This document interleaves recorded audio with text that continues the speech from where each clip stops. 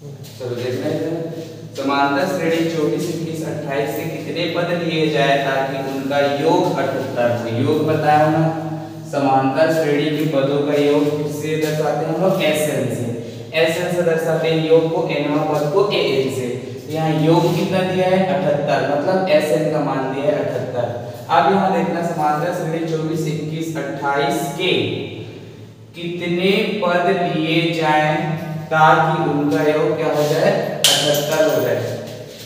24, 21, 28 नहीं है, वो 18 है। 24, 21, 18 कितने पद लिए जाए ताकि उनका योग कितना हो? 78। अब देखना, ध्यान से समझना, यहाँ दिया है, लिखेंगे सबसे पहले दिया है, लिखेंगे प्रथम पद। दिया है प्रथम पद। प्रथम पद को दर्शाते हैं हम लोग A से। प्रथम पद को किससे दर्शाते हैं? A से। तो A बराबर कितना दिया है? 24। सर्वांतर पद किससे दर्शाते हैं? D से। डिफरेंस सर्वांतर पद D बराबर होता है A2 माइनस A1 और D बराबर क्या हो जाएगा? 21 माइनस 24। यहाँ आ जाएगा D बराबर 24 में 21 क्या? 3, मतलब -3। बड़ा से सामने वाला चिन्ह लगता है। इसके बाद देखो ध्यान से, क्या है? उनका योग, पदों का योग दिया है, मतलब पदों का योग। योग कितना दिया है? देखो SN बराबर दिया है 78। इतना दिया है। हम जानते हैं, चूंकि हम जानते हैं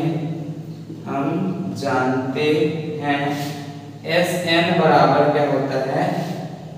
n/2 2a प्लस n-1d, ये वाला फॉर्मूला होता है।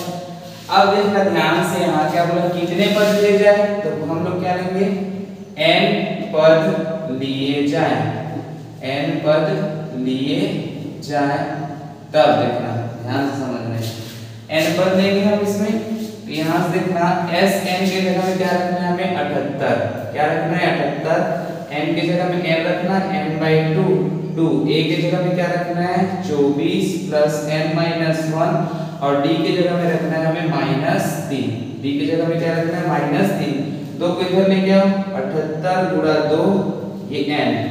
यहाँ से 24 और 2 को गुणा करो तो 2 चौक 8 और 2 दूनी 4।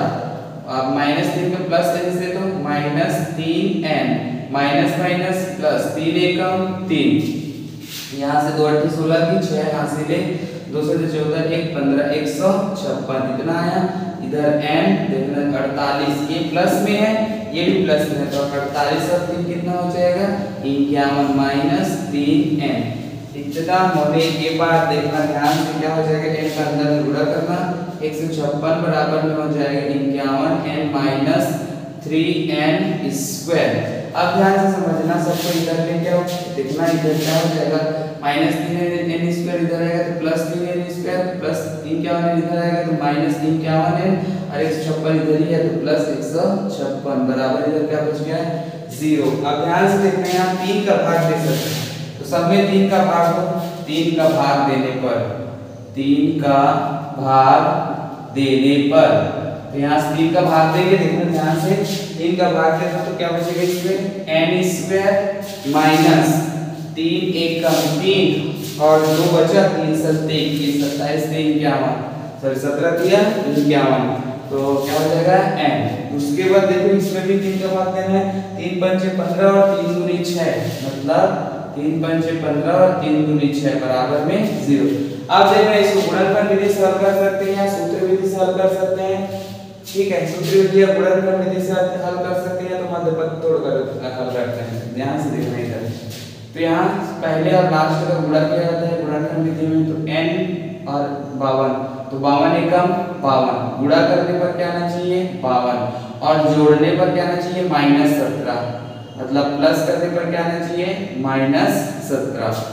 ठीक है, प्लस जोड़ने पर क्या आना चाहिए? -17, जोड़ने पर क्या आना चाहिए? -17 और गुणा करने पर 52, तो 13 चौक 52 और 13 और 4 को हम लोग जोड़ेंगे तो क्या आएगा? 17 आएगा। -13 और -4 को जोड़ दो तो -17 और -13 गुणा -4 कर दो तो देखो माइनस और माइनस क्या हो जाएगा? +13 चौक 52। इतना हुआ।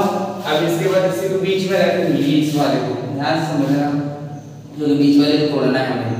n स्क्वायर यहाँ -17 के जगह हमें इसको लिखना है -13n और -4n बराबर में क्या -4n प्लस क्या लिखना है 52 की जगह हमें 13 गुणा 4 13 जो 52 बराबर में 0।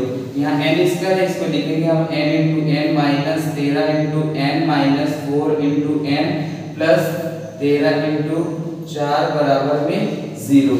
यहाँ से n और n कॉमन निकाल दो, क्या बचेगा अंदर में n - 13 या माइनस यहाँ क्या कॉमन निकलेगा देखना 4 और 4 तो -4 कॉमन निकाल दो।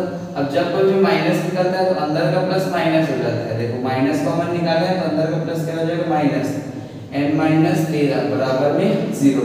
अब जो दो बार है एक बार लिखा जाता है n - 13 और यहाँ देखना n - 4 बराबर में 0। अब यहाँ से क्या करना है तुलना करना है।